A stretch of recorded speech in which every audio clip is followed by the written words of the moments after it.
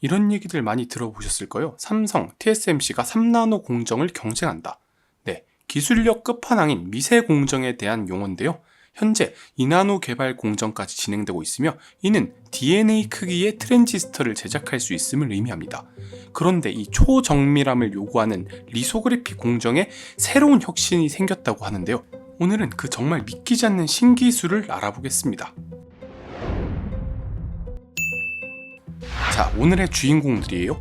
반도체계의 끝판왕들만 모셨습니다. 팹리스 기업이라고 하죠. 설계도를 만드는 엔비디아, 그 다음 그 설계도를 받아서 만들어주는 파운드리 1위 기업인 TSMC, 그 TSMC의 EUV라는 장비를 납품하는 1위 장비 기업인 ASML, 마지막으로 반도체 설계 소프트웨어 1위 기업인 시놉시스까지 진짜 1위 기업들만 쫙 모아놓은 이유가 있습니다. 이 네 기업의 공통점, 바로 포토 리소그래피에 대한 내용이 2023년 엔비디아 GTC에서 발표됐는데요.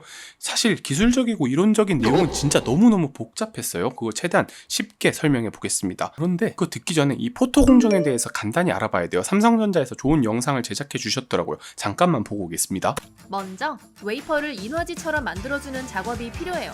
그래서 웨이퍼 표면에 빛에 반응하는 물질, 감광액을 도포합니다.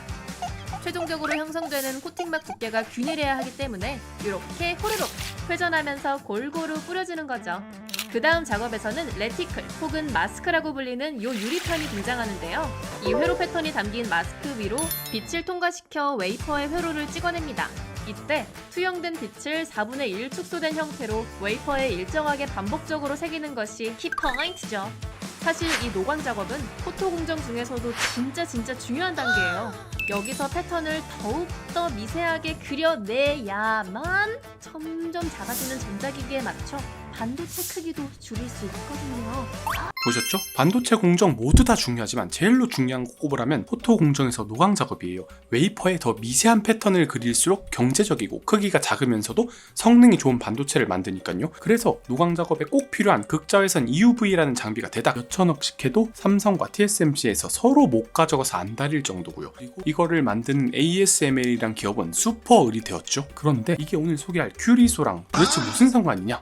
지난 20년간 가장 큰 반도체 공정 발전 중 하나는 역리소그래피라는 기술이에요. ILT라고 하는데 마스크가 있고 웨이퍼에다가 그리는 원래 리소그래피랑은 다르게 웨이퍼 위에 그리길 원하는 회로를 역으로 마스크에는 먼저 어떻게 그려야 할지 역산하는 기술이에요. 그런데 이 역리소그래피 계산은 엄청난 문제점이 있어요. 계산이 하도 복잡하다 보니까 며칠에서 몇 주가 걸릴 정도의 매우 고난이도 연산이 들어갔던 거예요. ASML의 EUV 장비 가동되는 거 보시면 이 계산이 얼마나 복잡할지, 이 반사율과 맥스웰 방정식, 그 적분, 빛의 물리법칙 등 너무 고려할 게 많다 보니까 마스크를 어떻게 그려야 할지, 이 마스크 패턴을 어떻게 만들지를 그려내는 데에만 시간이 너무 걸렸던 거예요. 실제로 기업에서는 거의 수천만 시간의 CPU 연산 작업으로 이를 처리했어요. 그러니까 어떻게 됐겠어요? 시간과 비용이 어마어마하게 사용됐겠죠?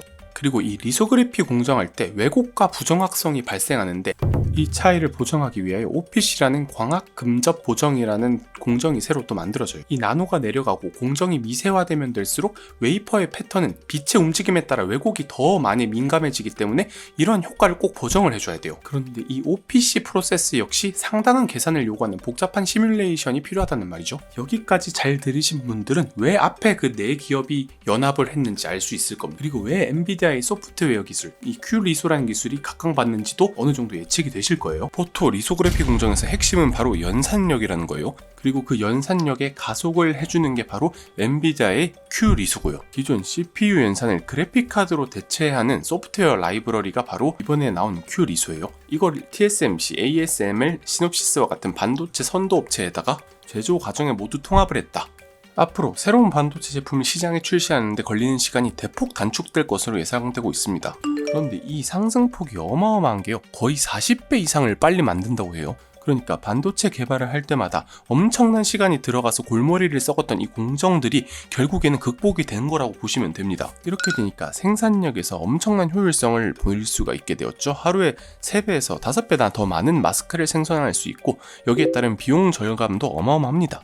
4만 개 CPU로 작업했던 걸 500개의 GPU로 바꿔버리니까 전력 소모는 9분의 1로 줄이고 필요 공간은 8분의 1로 줄이는 획기적인 비용 절감이 가능하겠죠? 이걸 가능케 한 게 엔비디아의 새로운 아키텍처인 호프 아키텍처, 그러니까 H100 GPU입니다. 사실상 이번 엔비디아 발표에서 가장 많은 스포트라이트를 받았다고 해도 무방한데요. 이 H100을 이용한 슈퍼컴퓨터 연산 능력은 진짜 말도 안 되는 수준이에요. 예를 들어 전 세대인 A100을 통해서 GPT에 넣으니까 속도가 딱 이 정도밖에 안 나오는데 이번 신제품인 H100을 넣었을 때는 어마어마한 속도로 답변을 해주죠. 추론 과정에서 대략 12배 정도 성능이 향상되었다고 합니다. 이 엔비디아의 AI 가속기가 여러 산업을 통틀어서 큰 역할을 해줄 거라고 저는 기대를 하고 있습니다. 여러분은 어떻게 생각하시나요? 댓글 남겨주시면 정말 감사하겠습니다. Out of your